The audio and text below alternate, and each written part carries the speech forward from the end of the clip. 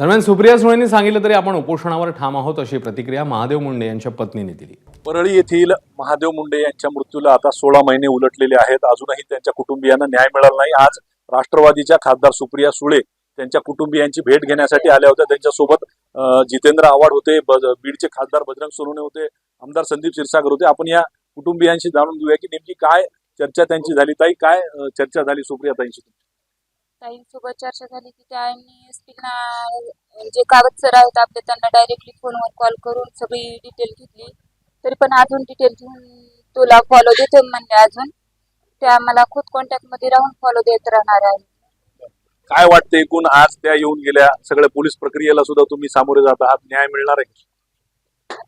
ज्या वेळेस आरोपी अटक होतील त्यावेळेस न्याय म्हणायचा ना।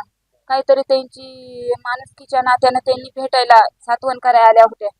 मग ज्या वेळेस आरोपी अटक केली जातील त्यावेळेसच माझ्या परिवाराला न्याय भेटला असं मला म्हणता येईल। का न्याय मिळत नाहीये? कारण इतके 16 महिने होऊन गेले, एकही आरोपी यामध्ये अटक नाही। यात सगळा प्रशासनाचा दोष आहे। माझा दोष सगळा पहिल्यापासून पोलीस प्रशासनावर आहे। मग पोलीस प्रशासन तात्काळ ह्या केसचा निकाल लावला पाहिजे।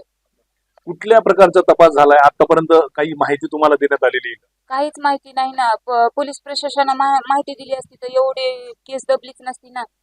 मग त्यांनी आरोपीच्या दारात जाऊन का म्हणून आरोपी अटक केली नाहीत हे पोलीस प्रशासनालाच माहिती। कुणाचे कॉल आले, काय झाले, मग ते सगळा दोष माझा पोलीस प्रशासनावर आहे। माझा बाकी दोष कुणावरच नाही। तुमची आता नेमकी काय मागणी आहे? मी तर केलेली आहे SIT CID आणि मी उपोषणाला तर पुढल्या मंगळवारी बसणारच आहे।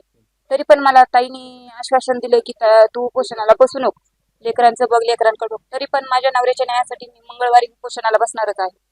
आई, काय एबीपी माझा, उघडा डोळे बघा नीट।